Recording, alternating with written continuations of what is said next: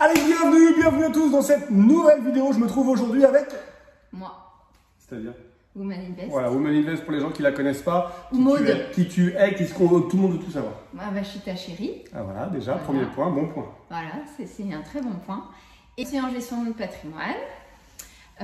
Et on investit ensemble dans les immeubles. Dans les immeubles de rapport, effectivement, et on vit aujourd'hui de nos rentrées locatives. Alors aujourd'hui, on va vous parler d'un projet dans lequel on est, vous le voyez, on est en plein dedans. On ne peut pas être plus dedans. Non. On en est aux peintures, finition, montage de meubles de cuisine. Montrer tout ça, mais le sujet de la vidéo aujourd'hui, c'est comment on va louer cet appartement dans cet immeuble. C'est un ensemble immobilier de 3 appartements. Est-ce qu'on loue en nu? Est-ce qu'on loue en meublé? On va tout vous dire aujourd'hui, vous donner quelques arguments. Avant tout, si ce n'est pas déjà fait, on vous invite à vous abonner à la chaîne YouTube et puis activer la petite cloche qui va vous permettre de pouvoir recevoir toutes nos vidéos en temps et en heure et avant tout le monde. On commence tout de suite dans le vif du sujet. Faut-il louer en nu? Faut-il louer en meublé? Jingle.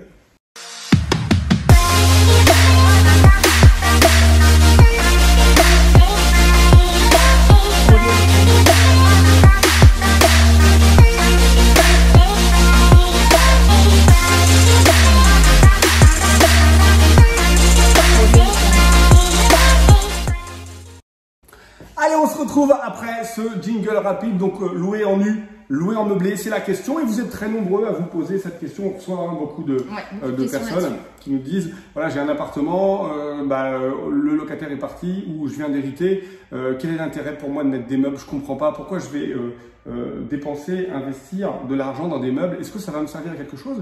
Est-ce qu'il y a un premier avantage fiscal à passer en meublé? Oui.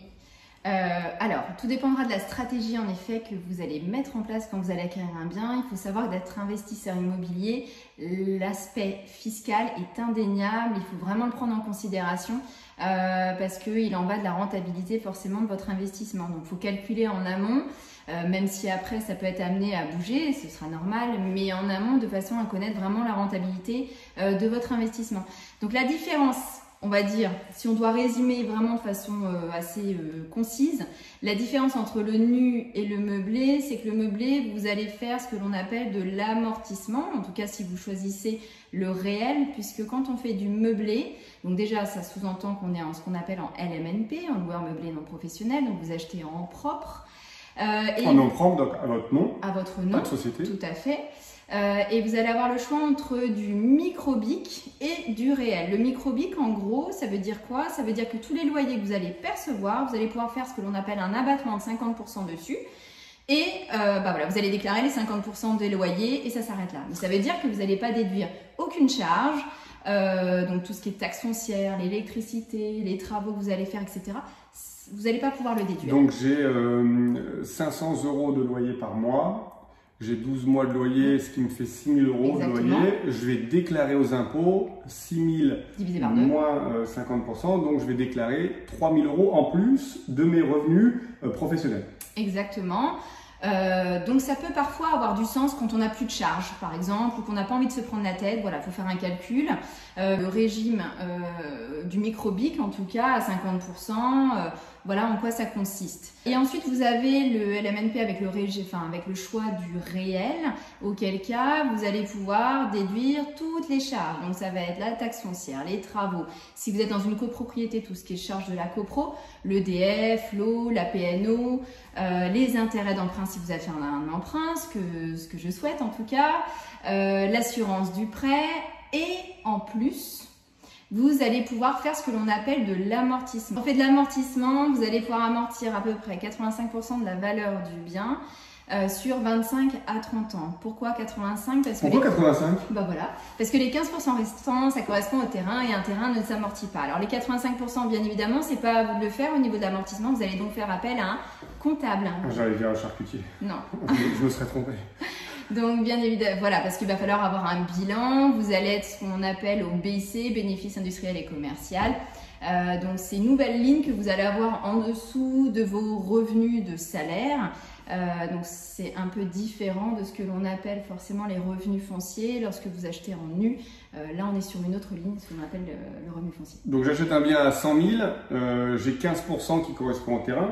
Donc celui-là on l'enlève, donc vous allez pouvoir amortir 85 000 sur 25 à 30 ans. Sur 25 à 30 ans, donc je fais 85 000 divisé par 25 ans, voilà. Et ça va me donner le montant que je vais pouvoir déduire chaque année, qui correspond en fait à l'amortissement du bien, à la dépréciation du bien, mais c'est une valeur comptable, réelle. C'est-à-dire que votre bien, comptablement, au bout de 25 ans, il vaut 0, on est d'accord, puisqu'on l'a déduit, mais dans la vraie vie, le bien, il vaut pas 0, hein. Votre bien, il a même pris de la valeur. Mais c'est l'avantage qu'on peut retrouver donc sur ce fameux BIC au réel. Exactement. Qui va nous permettre du coup de pouvoir diminuer de façon drastique l'imposition. Donc grâce à ce jeu d'écriture, entre les entrées, c'est-à-dire les loyers et toutes les charges plus amortissement, vous allez vous retrouver avec un résultat final qui va être négatif, donc pas d'impact réel sur votre imposition, et ce pendant plusieurs années.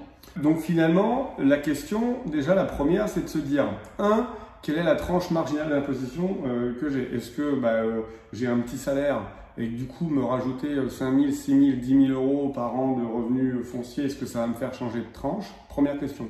Deuxième question, est-ce que j'ai des travaux? Est-ce que j'ai des travaux auquel cas je vais pouvoir créer un déficit foncier sur l'intégralité de mes revenus chaque année? Troisième question, lorsque je vais revendre mon bien, est-ce que le fait d'être au LMNP ou le fait d'être en nu, ça va changer quelque chose? Alors non, c'est un autre avantage que vous pouvez avoir également. Quand vous achetez en propre, que vous soyez en nu ou en meublé, vous allez pouvoir obtenir ce que l'on appelle l'abattement sur la durée détention, notamment en cas de revente. C'est-à-dire ce que l'on entend souvent parler, c'est la taxation sur la plus-value. Donc en effet, cet abattement commence à partir de la 6e année, et vraiment pour être exonéré de toute imposition, en gros, il faut attendre 30 ans. Bon, il y a une histoire de taxation sur la plus-value jusqu'à 22 ans, et de 22 à 30 ans, vous avez toujours la CSG-CRDS. Voilà. Donc ça, c'est après, mais en gros, ce qu'il faut retenir, voilà, pour vraiment avoir une exonération complète, il faut attendre 30 ans. Mais que vous soyez en nu ou en meublé, vous avez ce même avantage. Pour revenir par rapport à la location nue, c'est vrai que là, dans ces cas-là, on achète un bien, on ne met pas de meubles dedans et on met un locataire. Vous allez donc percevoir des loyers. Ces loyers vont donc être imposés directement en plus de vos revenus de salaire. Donc, ce qui sous-entend qu'ils vont être taxés à votre tranche marginale d'imposition, plus les prélèvements sociaux. Bien évidemment, vous allez pouvoir faire ce que l'on appelle du déficit foncier via les charges que vous allez avoir. C'est pour ça que tout à l'heure, tu disais à juste titre, si vous avez des gros travaux à faire, ça peut avoir du sens dans les premiers temps, puisque vous pouvez créer jusqu'à 10 700 € de déficit foncier par an, maximum. Ce qui va dépasser va être donc reportable l'année qui suit. Donc il y a un calcul à faire, parce que vous comprendrez bien que quand on est en nu, les taux aujourd'hui sont excessivement bas. Et en fonction de votre tranche marginale d'imposition, les loyers peuvent avoir un impact non négligeable sur votre fiscalité et donc sur votre rentabilité. Donc il faut faire un calcul. Clairement, nous on a déjà fait des calculs, on l'a même dans la formation. En CE2, je faisais pas mal de calculs. Sur un même bien, qu'on le loue en location nue, en location meublée, avec le choix, l'abattement 50% et avec le choix au réel, il n'y a pas photo. Clairement, voilà, en meublé. Réel. Exactement. Si je suis au meublé, d'accord, on imagine que première année, j'ai décidé c'est du meublé, ok, parfait. Et puis finalement, je me rends compte que je veux passer en nu. Est-ce que c'est possible? Est-ce que l'option elle est irrévocable? Ou est-ce que je peux faire le changement? Alors c'est possible de faire le changement, donc bien évidemment il faut bien calculer, parce que l'impact dans un sens comme dans l'autre peut être non négligeable, surtout quand on passe du meublé au nu. Mais ça va pas se faire tous les ans, vous pouvez pas changer tous les ans, donc il faut garder un certain nombre, enfin choisir, et ce pendant un certain nombre d'années. Il me semble que vous pouvez le faire tous les 3 ans. 3 ans. Ouais. Alors si on passe du nu au meublé, déjà on ne le fait pas comme on veut, en général on va le faire déjà au changement de locataire. Un locataire sur place, vous n'allez pas pouvoir lui imposer, à moins que ce soit un arrangement, mais logiquement ça va se faire au changement de locataire. Et ensuite il y a des démarches administratives à faire, notamment le formulaire POI. Enfin voilà, il y a la CFE, etc. Mais ça, le comptable, si en tout cas il est expert dans ce domaine-là, va pouvoir vous guider dans toutes les démarches administratives. Donc clairement, le choix fiscal est très important dans votre démarche d'entrepreneur. J'ai même envie de dire que finalement, la rentabilité, elle doit se calculer net. La rentabilité brute, ça ne veut rien dire, quoi. Oui, parce qu'encore une fois, vous avez bien vu que le choix entre de la location nue ou meublée, c'est du tout ou rien. Et la rentabilité, elle en est forcément très impactée, puisque le coût de la fiscalité, en tout cas, peut être très forte. Donc, c'est pour ça qu'il faut vraiment, en amont, vous poser les bonnes questions. Il ne s'agit pas d'aller trouver un meuble qui, sur le papier, dit voilà, c'est 15% brut de rentabilité. Mais une fois que vous faites tous vos calculs, finalement, vous allez tomber de moitié. Alors, ça ne veut pas dire que c'est pas bien ce qui restera, mais vous pouvez être surpris vraiment des résultats au niveau de la fiscalité. Sans rentrer dans le détail du différents choix, il faut savoir qu'il y a aussi des plafonds. Hein, c'est-à-dire qu'on a parlé de loueur meublé non professionnel, on a un plafond. Voilà, donc il ne faut pas dépasser 23 000 € par an et il ne faut pas dépasser plus de 50% des revenus globaux niveau salaire. Donc il y aura un choix par rapport à ça, parce que sinon vous pouvez être requalifié et vous serez requalifié de façon automatique en loueur meublé professionnel avec cotisation chaque mois qui peuvent donc de façon draconienne baisser la rentabilité donc, de votre projet. Attention, comparez, chaque situation est complètement différente. Ça ne veut pas dire non plus qu'il faut faire que du meublé. Si vous avez un F5 de 150 mètres carrés que vous voulez absolument louer, il y aura deux possibilités. Soit vous le louez en nu parce que en F5 on peut plutôt attirer une clientèle qui va arriver avec ses meubles pour pouvoir s'installer, ou alors vous décidez de le diviser en deux pour faire deux F2 avec une partie commune que vous pourrez là par contre mettre en meublé. Donc il y a des choix aussi qui se font.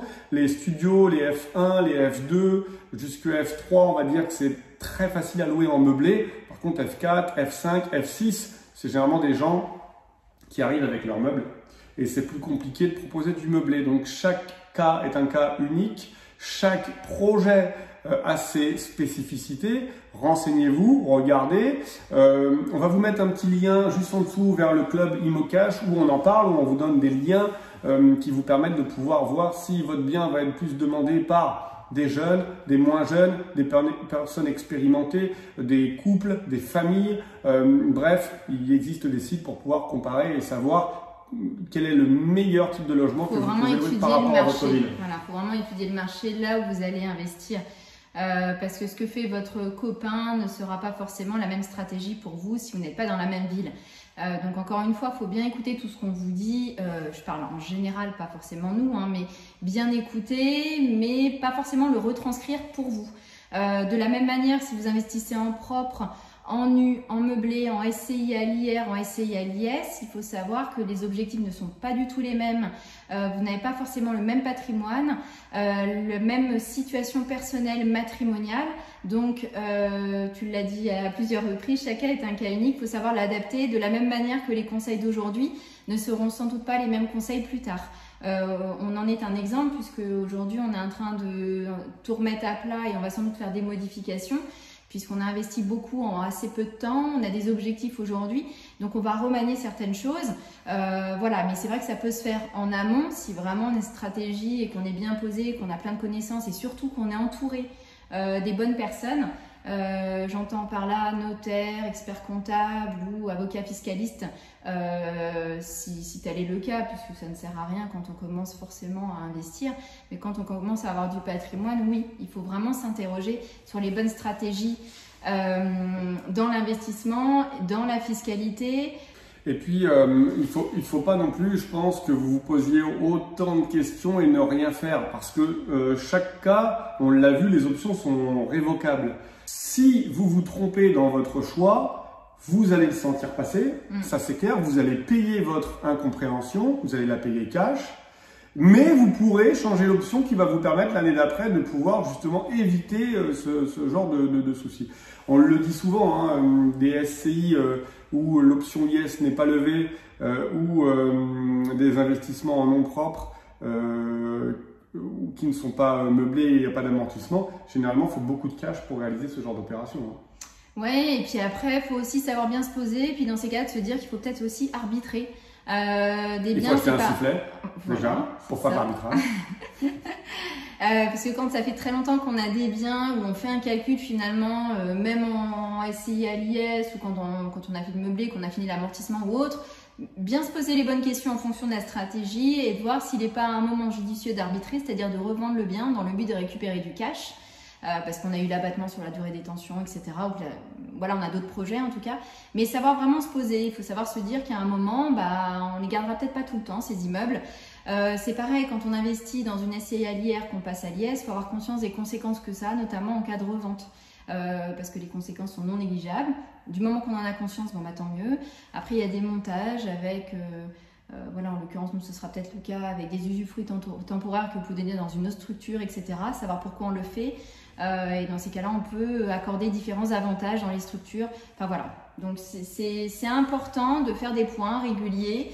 Avec les experts, vous dire que rien n'est figé dans le marbre et que ça évolue, le patrimoine, la fiscalité elle change tout le temps, donc il faut savoir aussi se poser les bonnes questions. Merci beaucoup Women Invest, on vous dit à très vite pour de nouvelles vidéos, on vous met un lien si vous voulez rejoindre le club dès maintenant, à très bientôt, ciao ciao.